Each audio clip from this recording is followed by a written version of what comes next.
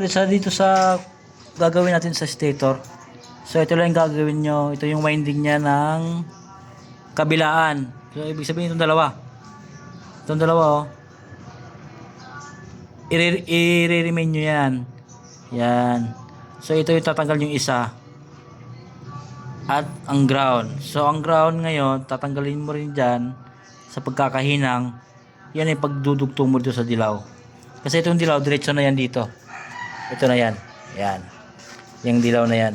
So para maging floated siya, so tatanggalin mo siya dito sa ground. Yan. So mamaya iti-test natin yan. So itong puti, ito yun eh. Yan yung kabilang side niya ng winding.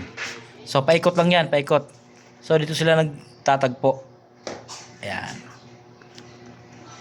Okay. Alright. At tatanggalin na natin sa pagkakahinang ito. Ito siya. Ito yung pinaka-ground niya. Ayan. So, tsaka ito. So, iba kasi ito tinatanggal yung dalawang magkasama. Ito yung dalawang magkasama. Lagi nyo ititira nyo lang dyan para hindi kayo mahirapan maghinang. So, ito lang tatanggalin natin. Kulay dilaw. Karugtong yan dito. Ayan. So, ito lang kukunin natin para maging floated na siya. Continue na. Continue ng ikot ng winding niya. Ayan. So tatanggalin natin itong ground. At ikukulik natin yan dito. Sa dilaw.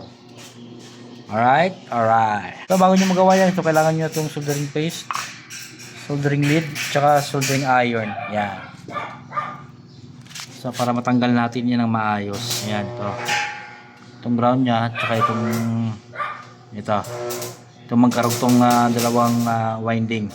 So tatanggalin natin ito. Instead na ito tatanggalin natin, ito yung natin dilaw. Yan, so para buo pa rin yan dyan, ito lang tatanggalin natin. At idudugtong natin dito. So kukuha lang tayo ng kapirasong wire. Tapos lalagyan natin yan ng shrinkable tube. Yan, shrinkable. Para malinis at hindi magiging saninang shorted. So yan, all goods na.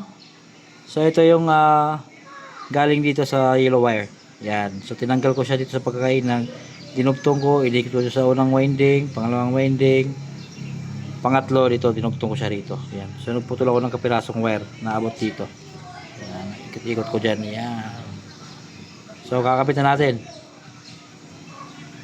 Alright, dito na tayo. Dun sa galing sa stator nya. Yan yung pinuloaded natin. So dudugtong natin ang dalawang wire. So meron naman ako itong dilaw tsaka puti. Yan, lagay natin dyan. So hinangin natin, so hindi ko natatanggal ito. In case of emergency, matik na yan, balik agad sa stock. Yan. Yan, so lulutong naman na natin to. Papunta rito. Yan, so dito natin lalagay yung regulator kasi nandito yung stock ng regulator. So yan, nahinang na natin yan. Yan. Yan, dalawa. So lalagyan natin ng shrinkable tubes. Yan. Wala na electrical. Ito ang gagamitin natin para matibay. Yan. All weather. Yan. Alright.